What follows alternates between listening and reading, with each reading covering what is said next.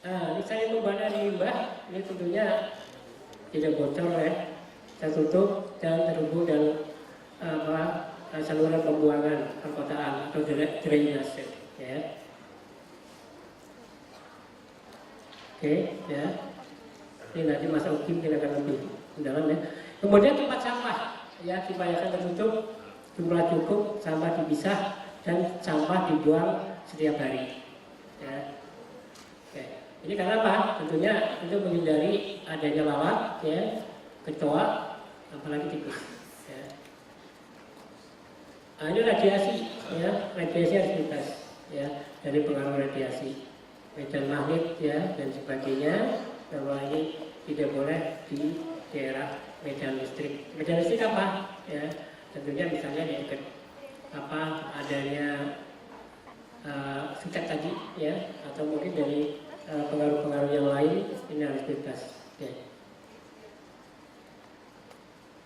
Getaran, nah ini getaran juga tidak boleh, jadi artinya mungkin seperti rumah ya, mestinya jauh dari misalnya bandara, lapangan terbang itu diupayakan jauh dari pemukiman karena dipengaruhi getaran dan juga kebisingan ya, ini ada standarnya. Oke. Nah ini kebisingan kalau 85 diperbolehkan Anda sekitar 8 jam di situ ya. Tapi semakin tinggi maka Anda tidak boleh lama-lama tinggal di daerah tersebut ya. Atau mungkin Anda masuk ke dalam ruangan itu harus menggunakan alat bantu ya, namanya itu irfah atau irmah ya, itu untuk menutupi telinga ya agar tidak terjadi gangguan fungsi pendengaran ya. Listrik ya, pemadam kebakaran ya, menara kecil ya, ini perlu dibangun kalau misalnya bangunannya cukup tinggi atau mungkin daerah terbuka ya. Nah ini pengawasannya ya, tentunya kalau di rumah ya mestinya harus masyarakat itu sendiri ya, kalau itu gedung ya tentunya adalah manajemen gedung ya. Oke Pak, mungkin dari saya cukup itu aja. Mungkin ini kita akan fokuskan ya, atau diskusinya saja. Terima kasih. Assalamualaikum warahmatullahi wabarakatuh. Sekali lagi tepuk tangan untuk Pak Budi. Nah, Pak Budi sudah cerita semuanya.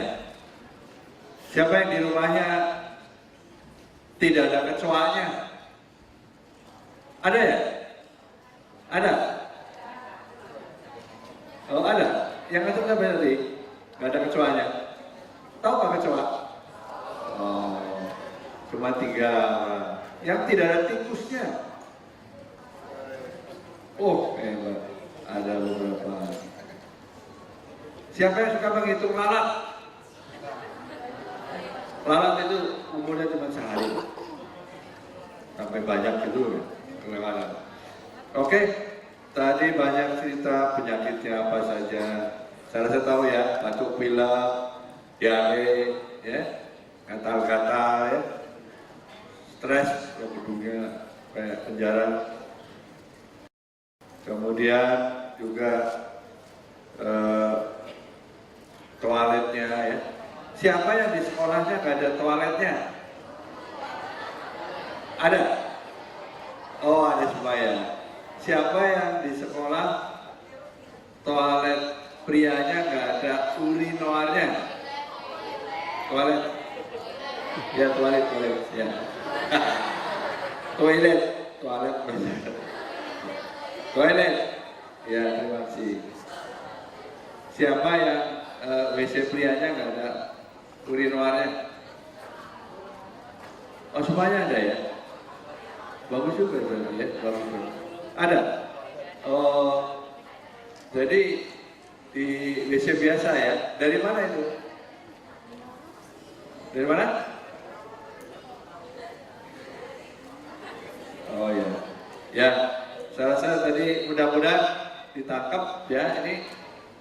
Nah, sekarang Pak Rogi Desa akan menjelaskan khusus mungkin lebih dalam lagi ya. Tadi sudah dijelaskan Pak Budi, gedung. Ya. Gedung itu sebaiknya gimana sih gitu ya. Ya, silakan Pak.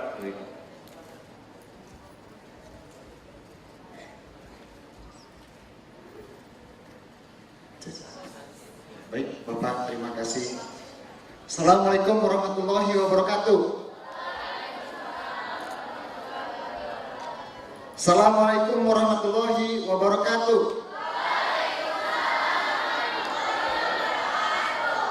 Baik,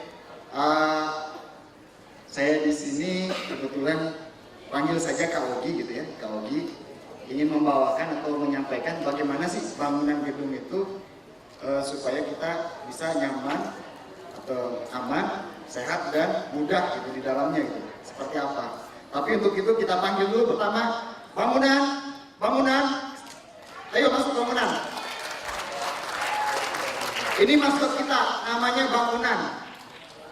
Jadi dari saat ini ke depan kalau saya panggil bangunan, saya minta adik-adik bilang siap ya. Oke, kita tes ya. Bangunan. Bangunan? Siap. Oke, makasih. Oke, kemudian yang kedua di tengah-tengah nanti ada kuis. Saya mau nanya sama adik-adik yang tahu. Kalau yang ciri-cirinya kuis dimulai nanti saya bilang begini.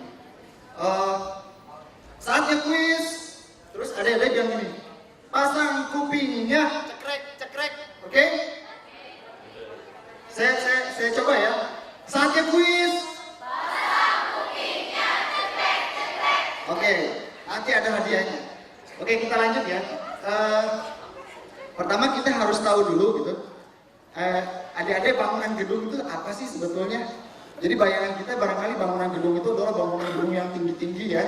Yang 20 lantai, 50 lantai barangkali begitu. Tapi sebetulnya bangunan gedung itu adalah semua hasil konstruksi yang kalau misalnya kita itu ada kegiatan di dalamnya gitu, ada aktivitas kita di dalamnya. Jadi namanya rumah kita itu juga bangunan gedung. Ya sekolah ya bangunan gedung, ya rumah sakit ya bangunan gedung. Jadi semua itu namanya bangunan gedung gitu loh. Lanjut Bu. Saya mohon dibantu Bu. Oke, nah ini adalah hal yang mau saya sampaikan ya, kakak sampaikan saat ini. Yang pertama, kenapa sih itu bangunan gedung itu harus tertib? Jadi apa pentingnya untuk bangunan itu biar tertib gitu. Kemudian kedua, apa bangunan gedung seperti apa yang kita harapkan, yang kita inginkan. Nah selanjutnya adalah yang ingin kami kakak sampaikan itu kira-kira peran kita apa sih ya sebagai pemerintah daerah, dan kita sebagai masyarakat, adik-adik sebagai juga masyarakat di sini apa gitu keinginan kita. Lanjut. Nah ini kenapa bangunan gedung harus tertib? Nah, ini jawabannya adalah, lanjut Bu. Karena kita punya masalah. Apa saja masalah kita itu? Antara lain masalahnya sih banyak segudang. Tapi antara lain masalahnya ada masalah di perkotaan ya. Kemudian kita juga tinggal di yang rawan bencana, negara yang rawan bencana gitu. Kemudian ada juga masalah bangunan. Sehingga masalah-masalah ini dan masalah lainnya gitu ya, banyak juga di selain ini itu kita perlu gitu mengatur bangunan supaya kita bisa meminimalkan lah barangkali begitu ya bahasanya bangunan gedung itu terkena dampak daripada masalah ini. Jadi bangunan gedung itu harus diatur gitu. Lanjut. Nah ini kita sekarang tahu, mungkin adik-adik tahu urbanisasi, tahu ya urbanisasi. Jadi penduduk dari desa, dari pinggir-pinggir itu masuk ke kota semua, masuk. Akibatnya apa? Penduduk di kota tuh makin banyak, makin bertumbuh, makin banyak, sehingga rumah-rumah, bangunan cepat sekali tumbuhnya gitu, cepat sekali dibangun. Nah ini yang jadi masalah apa? Bukan rumahnya, tapi ternyata rumah yang tumbuh itu jadi menimbulkan masalah karena tidak diimbangi dengan prasarana atau lingkungan yang baik gitu. Itu jadi masalah untuk kita. Nah, itu salah satu masalah. Kemudian lanjut. Kemudian ini kita lihat ini data statistik adik-adik. Jadi tadi saya sampaikan urbanisasi gitu ya. Nah, ternyata 52%, bayangkan adik-adik, penduduk kita ini itu tinggalnya di kota. Padahal Indonesia kan luas ya, dari Sabang sampai Merauke, tapi 52%-nya itu tinggal di perkotaan. Nah ini kenapa bisa terjadi begini? Jadi selama kurun waktu 40 tahun lah kurang lebih begitu ya, dari tahun 70 sampai 2010 itu ternyata jumlah penduduk perkotaan naik 6 kali lipatnya. Dari tahun 70 itu sekitar 17% itu ya, 27%, kemudian sekarang jadi 52, hampir kan, 6 kali lipatnya. Coba bayangkan. Jadi begitu banyaknya yang tinggal di perkotaan, jadi masalah. Nah ini kalau diperkirakan ke depannya 2020 nanti perkotaan kita itu isinya 60% itu penduduknya tinggal di situ. Ini jadi masalah buat kita gitu kan, kalau kita tidak mengatur bangunannya. Lanjut. Nah ini kita lihat ada satu contoh masalah di mana bangunan gedung itu dibangun nggak pada tempatnya gitu. Ini ada sedikit cuplikan film.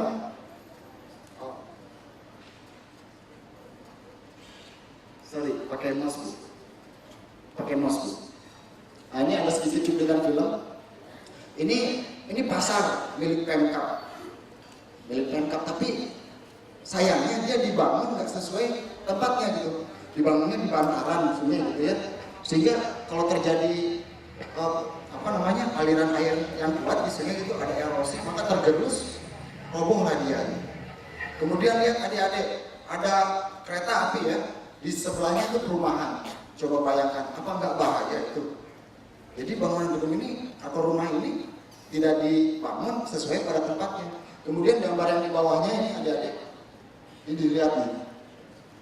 Wah ini ada rumah dibangunnya di atas ya, di lereng.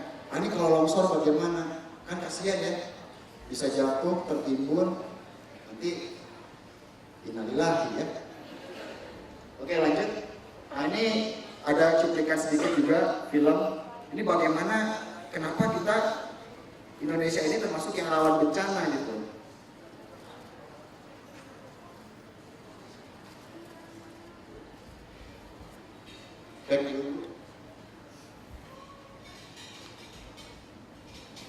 Oke. Nah ini coba dengarkan, kita coba dengarkan. Continents shift and clash. Benua Volcanoes erupt. bertumbukan, Glaciers grow gunung and berapi, recede. glasier itu tumbuh dan Titanic cair. forces are constantly at work, leaving behind a trail of geological mysteries. One of the Earth's most intriguing mysteries is the presence of a huge arc of geological destruction surrounding the Pacific. It's known as the Ring of Fire. Ring of Fire.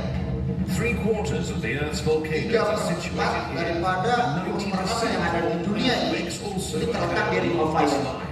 Ring of Fire itu membentang tadi digambarkan, Last 200 termasuk years, Indonesia di dalam. disasters here have claimed over 1 million lives. 90% kejadian gempa bumi terjadi di Ring of Fire. Now, Jadi scientists set bayangkan out to Indonesia itu ada di investigate Ring of why Fire. these volcanoes and quakes occur all round the margins of the Pacific Ocean, and to find out what powers them.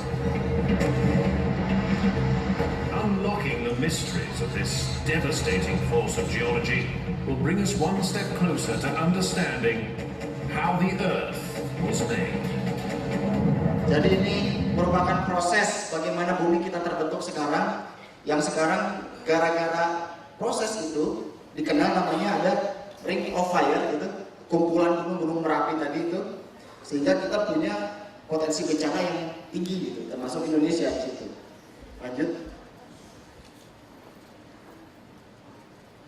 Nah ini tadi disampaikan 90% kejadian gempa itu ada di Ring of Fire.